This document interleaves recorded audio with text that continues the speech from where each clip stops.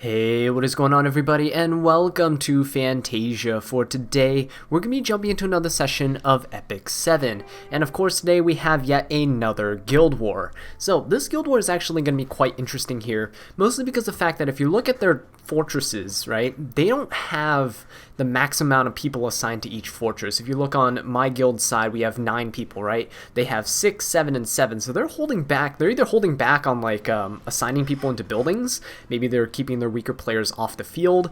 I don't know, it's really strange to me, but anyway, with that aside, we're against the Test of Time here, so let's go ahead and see how they stand up to that. Of course, we have Icarus with the amazing joke of the day. First rule of Vegan Fight Club: tell everyone about Vegan Fight Club.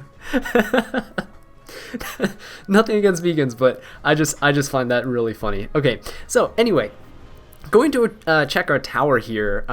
Last time in the previous Guild War, if I scroll down here, we got attacked a lot, right? So we, in the previous Guild War, got attacked quite a bit, and we defended quite successfully. Now, up until here, the Mistletoe, right? Mistletoe and above, this is all from today. So we have, let's see, 2 draws, 3 draws, 2 defense wins, and 2 defense failures. So my tower is holding on strong, putting in a lot of work, and mitigating a lot of attacks from the opposing guild. Okay, so speaking of the opposing guild, we're going to go into this battle right here. We're going to go up against, what the F, Vowels. He just deleted all the vowels from his name. Alright, so let's go ahead and just jump right into this. He has quite an interesting team in the first one. A lot of bruisers, right? Lilius, ML Ken, he has Apocalypse Ravi. Yeah, quite a formidable team, but we're going to bring in my General Purgus to kind of soak up the damage from his team, and then Little Queen Charlotte's going to be the main damage dealer. Now, the only risky thing here is that both Little Queen and General Purgus are light, so hopefully they're going to attack General Purgus first, deal a little chip damage to him, and they'll start focusing the rest of their attacks on him. Otherwise, Little Queen Charlotte might be taking on a little bit too much damage, which I don't really want. Okay, so the second team here is pretty standard meta comp, right? Except it has a Mont Morrissey instead of a Fallen Cecilia, which makes my job so much easier. No Aureus, no tanks, no Adamant Shield, nothing like that to mitigate damage, so Charles is going to be going down really, really fast. Alright, so hopefully I changed my artifacts back on my healers. I did not double check before this, and I might regret it. So, with that being said, we're in the first battle here, going up against this Lilius. And Lilius goes ahead and uses the S3. So here's what I'm kind of worried about. The Charlotte's lower HP than my General Purgus, but hopefully my Rod of Amaryllis is equipped here. Okay, very good. So she's gonna heal the, she's gonna heal my, oh please, okay good. Whew, she's gonna heal my Little Queen Charlotte up a little bit, and that's gonna be very, very nice for me. I did not check to see what artifact the Lilius was running. If it was an Aureus, then I might be in trouble here. But it looks like everyone's going after General Purgus, so it should be fine. What we're gonna do is we're gonna poke the Ravi here. Please don't counter. Alright, cool. There's no Aureus on the Lilius. That's actually a very squishy Ravi. That dealt a lot of damage. Alright, so we're going to go ahead and use General Purgus' S3. Gives my Little Queen Charlotte an attack buff, which I really, really appreciate. MLKin's going to counter, which is fine. It's going to push up my team's combat readiness, which is great. Especially this here, it's going to push up Charlotte by a lot because of her Durandal, because of her innate ability, and because of General Purgus, so that's fantastic. We're going to pop the S3 here to kind of heal everyone up and get rid of the defense break on my Acades. Alright, there we go. And everyone's pretty much at full health here, and I'm going to finish off the ML Ken.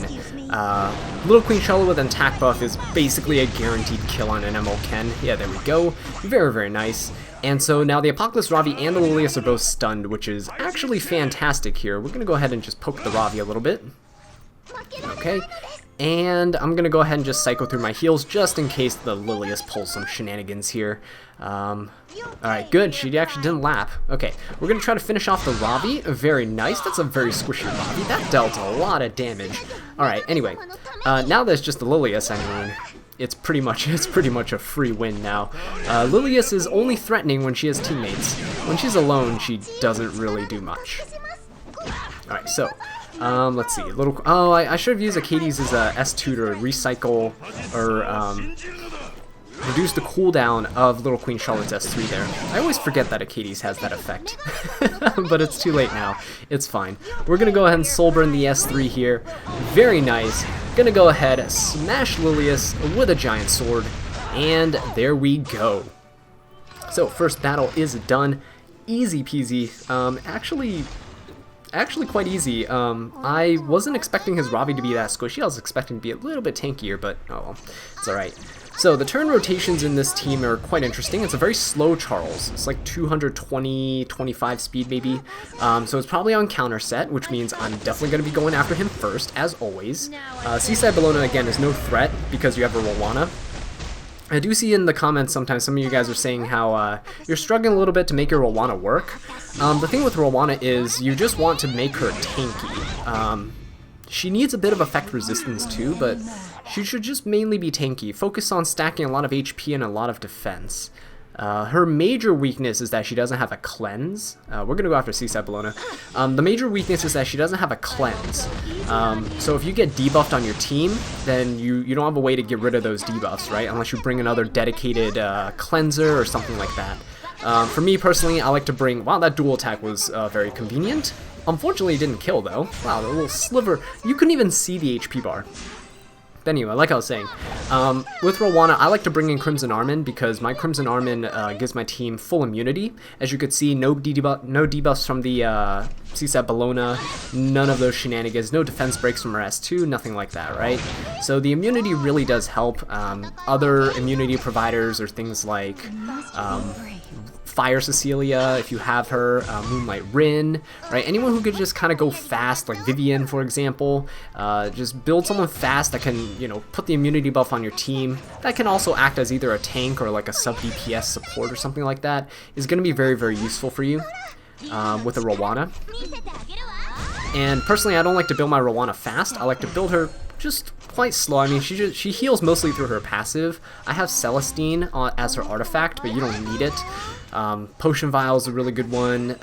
You know, Touch of Rekos is another good one. Healers typically have very good artifacts that they can work with. So just test and see what's more convenient for you with your team comp and stuff, and yeah, that should be good. Alright, so there we go. That's the first battle done. It was actually much, much easier than I expected. Yeah. Especially that first team, quite interesting. Alright, so we'll be back with the second battle in just a second. Alright guys, welcome back to the second battle of this Guild War.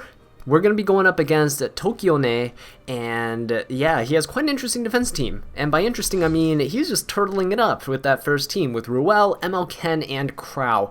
Very, very threatening team, and therefore I'm going to play it super safe with Dark Corvus.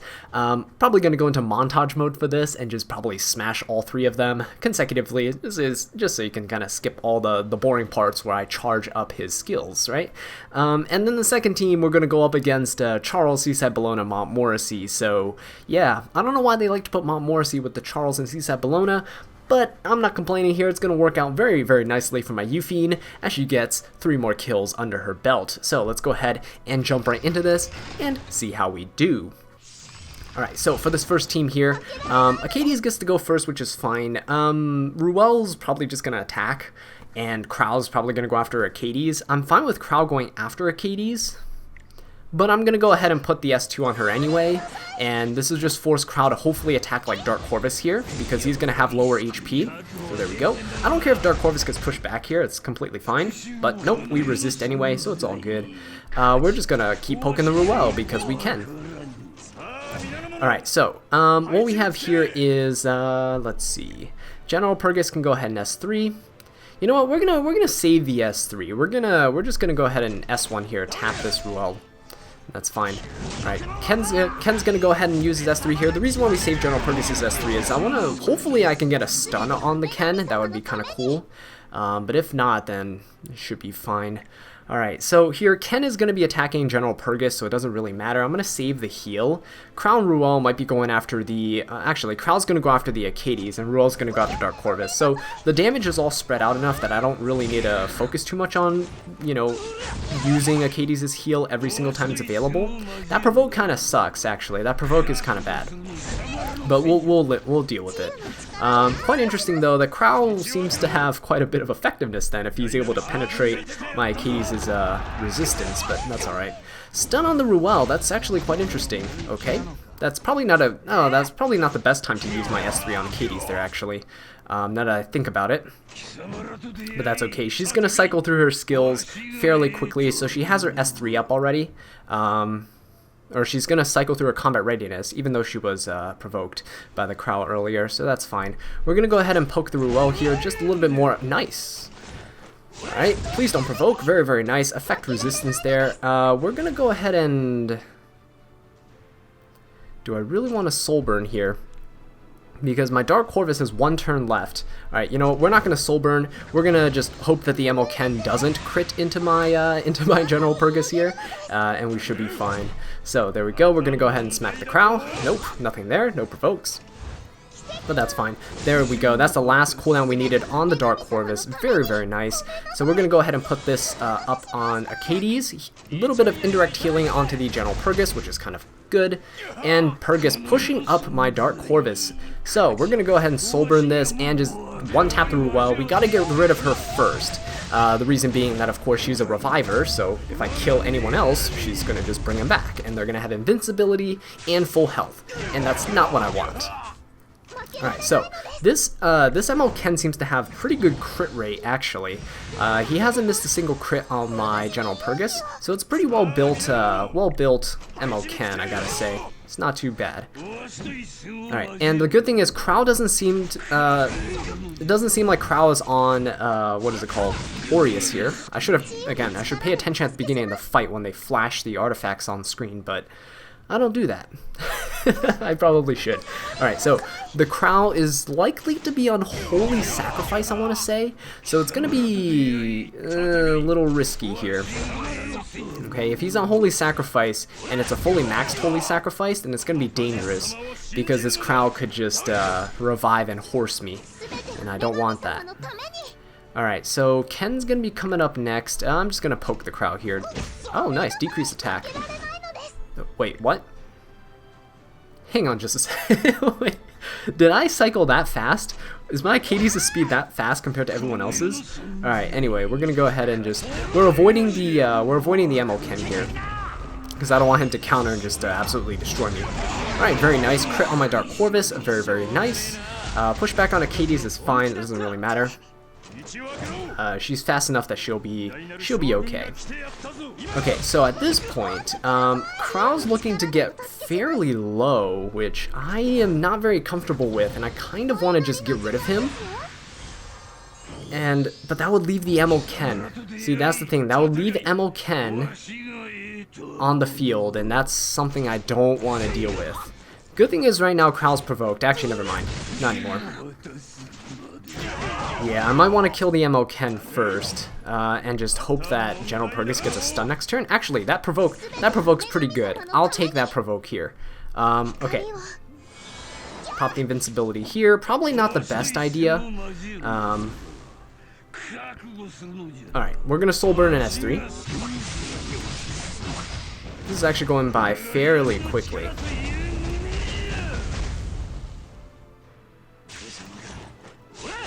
Okay, so Crow's gonna go ahead and attack the General Purgus.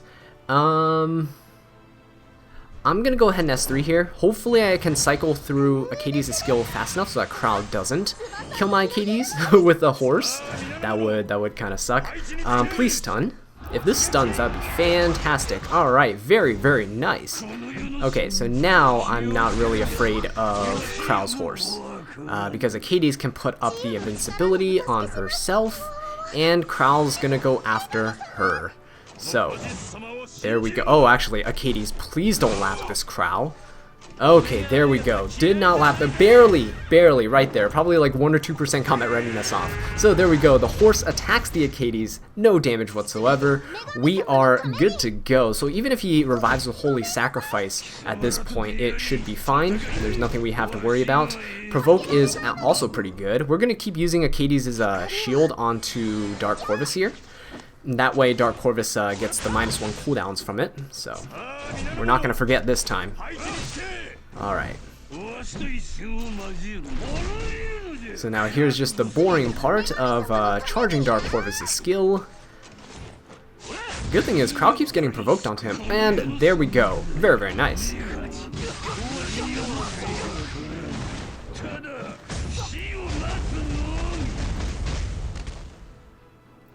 And there we go. So, if he brings a Turtley team to defense, well, I'm going to bring a Turtley team on offense, and it's going to work out great. Okay, whoa, I just got to say, that's a fast Seaside Bellona. My Crimson Armand's like 210 speed about.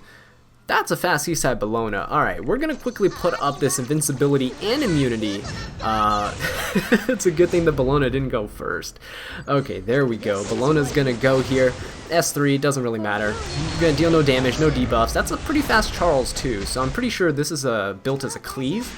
So the Charles is going to go ahead and S3. Everyone's going to cycle first before I even get a turn, which is kind of nice. That way I take no damage. I get 5 Hellcutter stacks, and we're going to go ahead and S3 into this Charles. He has no one to mitigate the damage, so this should be a one-shot. Very nice. Okay, and yeah, typical stuff, right? Gonna go ahead and poke the Seaside Bellona. She's gonna just keep our team fully healed, because, yeah, Rwana's broken. And we're gonna go ahead and tap the Seaside Bellona here. Nice provoke. Alright, and from here on out, it's pretty much good to go. We're gonna go ahead and use the S2 on the on my Yuffie here. I'm gonna go ahead and try to strip the attack buff. Actually, no, strip the immunity. That's a lot of damage on Seaside Bellona. So, wow. Okay, she's already down. I guess that's the thing. If you build your Seaside Bellona like a glass cannon, like really, really fast, and with high damage, then obviously you're gonna be sacrificing survivability for it. I'm gonna assume that she was probably on a speed boot there. Wow, that did not kill the Montmorency. Okay, I'm gonna assume she was on a speed boot and an attack ring, crit damage necklace, so she's definitely not gonna have any terms of defense or HP there. But it's also weird that he put the Charles up front. Seaside Bellona's damage would be shared with Charles, and that's not really good for his survivability. If I were him, I would have put the Montmorency at the front, because Montmorency is a healer, she can self-sustain herself, and all that good stuff. But anyway, that was the second battle of this guild war. These guys are just very deceptive with their defenses. They look strong, but then you fight them and they're not as strong as you think they're going to be. Alright, so that was the second battle. We're going to be back with the third one in just a second. Alright guys, welcome back to the third and final battle of this guild war. We're going to go up against Navy Store here. He is the central tower, actually, in the middle, I guess, of the ones that were surrounding him that I fought earlier. So yeah, let's go ahead and jump into this and see what type of defense team he has here. So in the top team here, it's actually quite good. He has a Crow, he has Charles, he has Arbiter Vildred, so he has a lot of potential burst damage with Crow and Charles, and Arbiter Vildred is Arbiter Vildred, and he's going to be good. So, what I'm bringing up top is Montmorency to kind of redirect Charles's attacks kind of onto her-ish. I don't really want him to, but it's going to help in terms of keeping Crimson Armand alive. She's running Aureus. She's going to be really essential for me tanking Arbiter Vildred here, especially preventing the blind debuff from hitting my Charles. I'm going to bring in my Charles because Charles is going to show everyone who's the boss, and he is definitely going to rip apart the other Charles, right? Hopefully. Okay, we're going to see who gets luckier. Alright, and in the second team here, we're going to bring in Little Queen Charlotte, as always, against the Apocalypse Ravi, you know, the standard Dark team stuff. Yeah, she just kind of shreds through them. We're also bringing in General Purgus because he has been doing really, really well. I mean, he's on a PvE build. He's not even built for PvP. He's built for tanking Wyvern 13. I just kind of bring him in here and he just boosts Little Queen Charlotte up so fast as she cycles her turn so quickly. Acades is going to be here because yeah, there's going to be a lot of damage coming out on that bottom team, and I want to be able to cycle through my heals. Alright, so let's go ahead and jump into this and see how it goes. Hopefully Montmorency doesn't die on the top team because I need her to sustain, but we will see.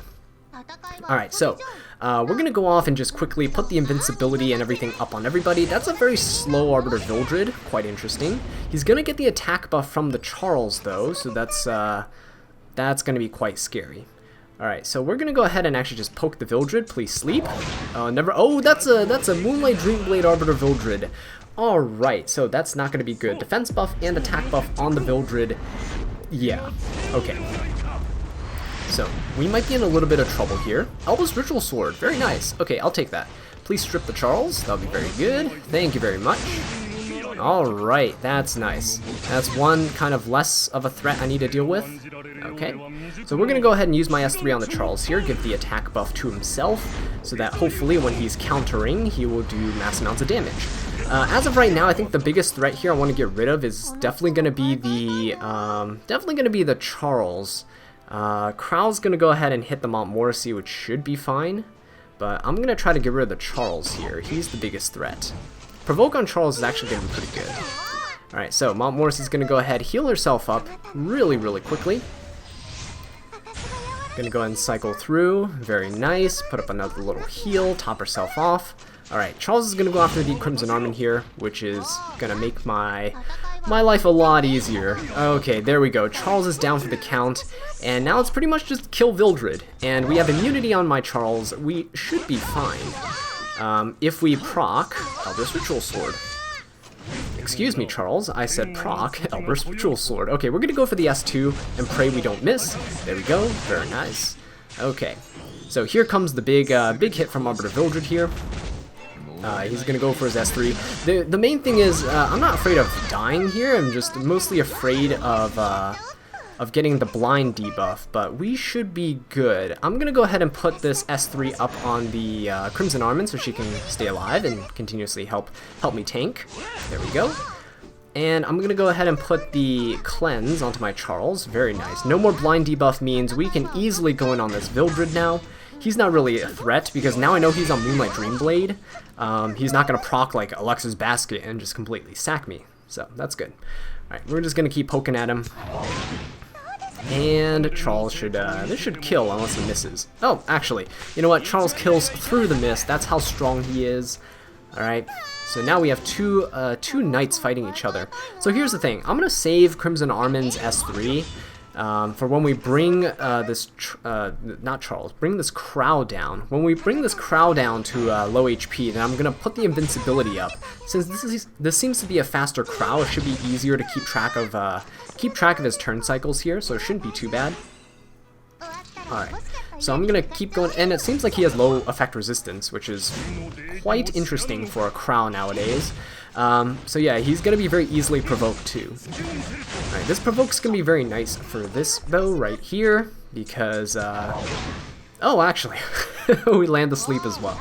Alright, so, land the provoke, very nice. I'm kind of getting a little too overconfident. I should have used the S3 there, because if Crow wasn't provoked here, he would definitely just nuke someone with his S3. Alright, so, we're gonna S3 soon on my Crimson Armin, once or two. Actually,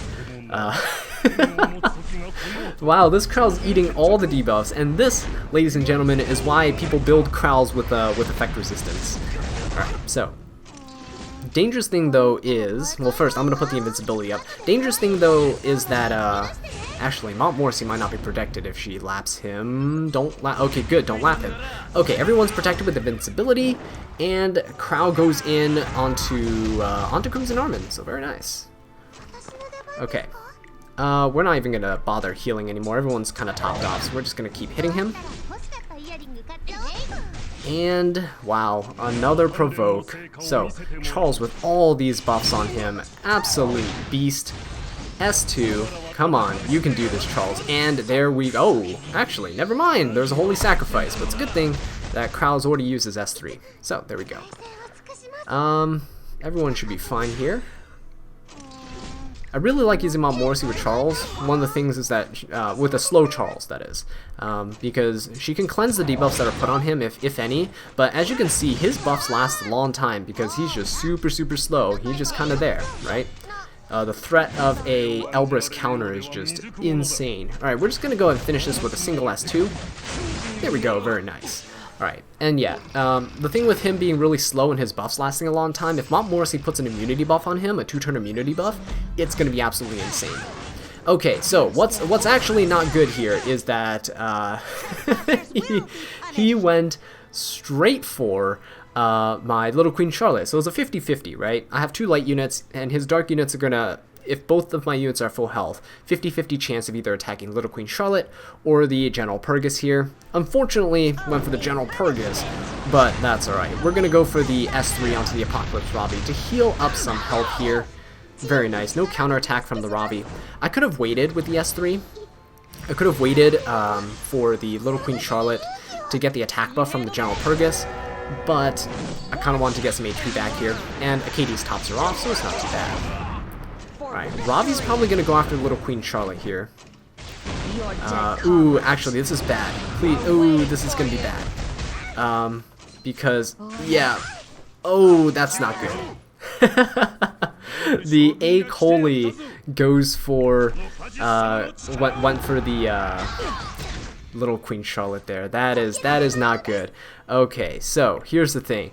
I'm gonna try my best to go ahead and try to plow through this team. There's no guarantees that I'll be able to kill the Apocalypse Robbie though, so that's my major problem. All right, staying alive shouldn't be an issue, but oh man, this is gonna be quite interesting. You guys might just see a fast-forwarded version of this where I skip to the end. Alright guys, so it looks like General Purgus was not able to do it after all, and unfortunately we have a draw here in this battle. Definitely an RNG thing at the beginning, because if that A. Coley hit my General Purgus, that would have been fantastic. But it is also on me for bringing Little Queen Charlotte for that 50-50 to even happen. So, I should have probably brought like Seaside Bologna or someone here. That probably would have been nice. Anyway, hindsight is 20/20. I know better for next time now.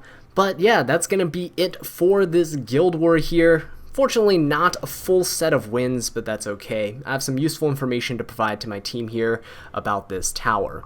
Alright, so anyway guys, oh wait, hang on, before we end this, looks like we finally got taken down here. What the F got a revenge attack on us. We failed defense there, but that's okay. We took on a lot of the enemy here. We took on a lot of them here with a lot of success. Okay, so anyway guys, thank you all so much for watching this video. I really do appreciate it. If you enjoyed it, please leave a like, subscribe for more Epic 7 content, and leave a comment down below letting me know what I can do to improve. And until next time, take care.